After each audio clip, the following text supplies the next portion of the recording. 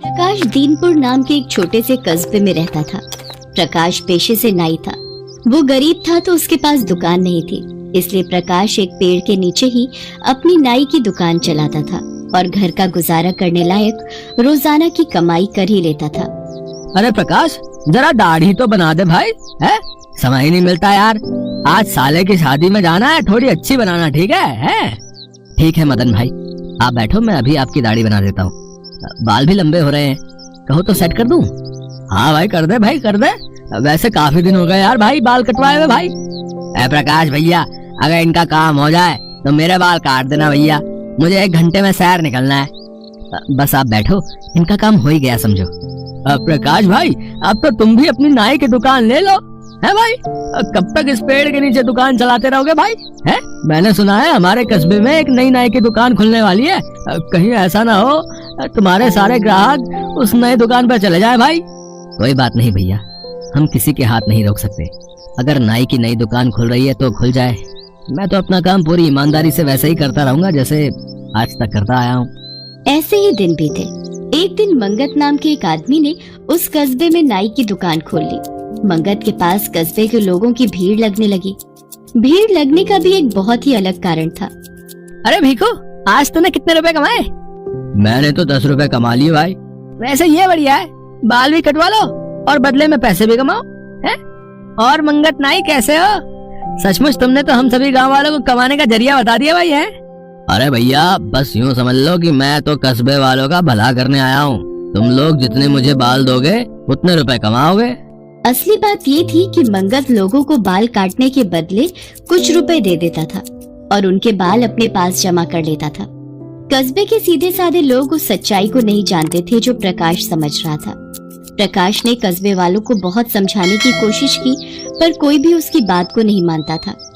मंगत के पास बाल कटवाने के लिए हर समय कोई न कोई कस्बे वाला खड़ा ही रहता था, क्योंकि उसके मन में यही लालच होता था कि जितने बाल देंगे उतने मंगत उनको पैसे देगा।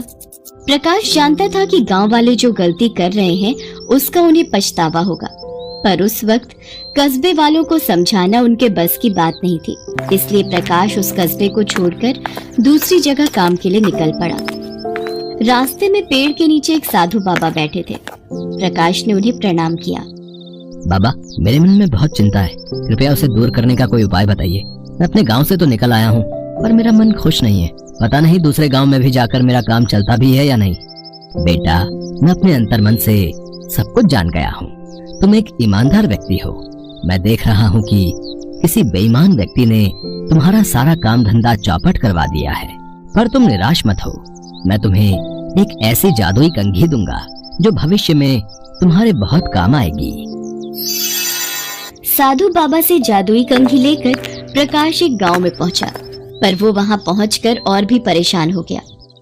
उसने देखा उस गांव में सब लोग गंजे हैं, किसी के भी सिर पर बाल नहीं है।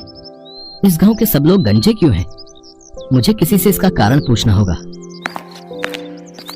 भैया जरा सुनो तो, अगर आप बुरा न माने तो मैं आपसे एक बात पूछ सकता हूँ? हाँ बोलिए। इस गांव में सब लोग गंजे क्यों हैं? भैया, इस गांव में बहुत ही बुरा हुआ। मंगत नाम के एक नाई ने इस गांव में नई दुकान खोली थी। हाँ। व्यक्ति मंगत के बारे में पूरी बात बताता है, जिसे सुनकर प्रकाश सारा माजरा समझ जाता है। पर वो जानता था कि अगर वो इस वक्त अपने कस्बे वालों को समझाने की कोशिश करेगा तो उसकी बात पर कोई विश्वास नहीं करेगा।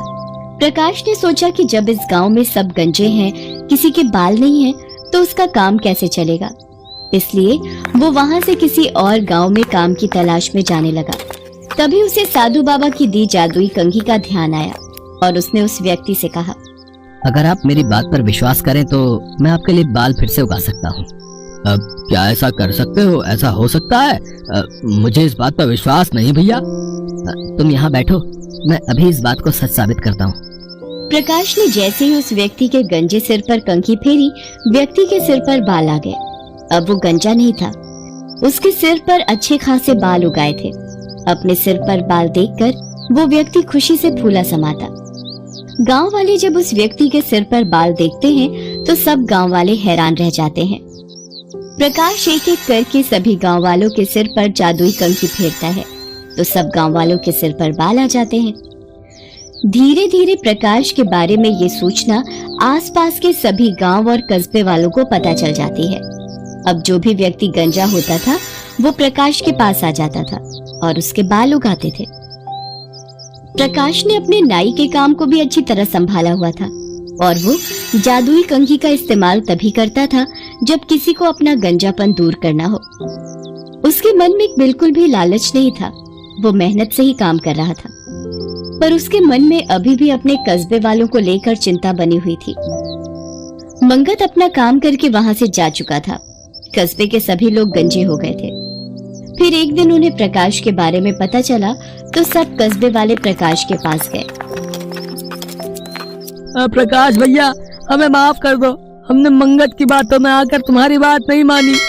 तुमने तो हमें समझाने की कोशिश की थी। काश हम सब उस दिन समझ जाते तो मंगत हम सबको ठक्कर नहीं भागता। आप सब चिंता मत करो, आप सबके सिर पर बाल फिर से उगाएंगे। प्रकाश अपने कस्बे के लोगों के सिर पर जादुई कंघी फेरता है और उन सबके बाल उगाते हैं। धीरे धीरे प्रकाश का काम फिर से चल पड़ता है और वो नाई की एक बड़ी दुकान खोल लेता है।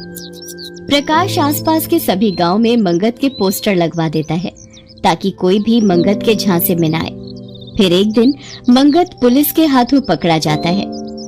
मंगत बालों की तस्करी करता था और बालों को बेचने का काम करता था।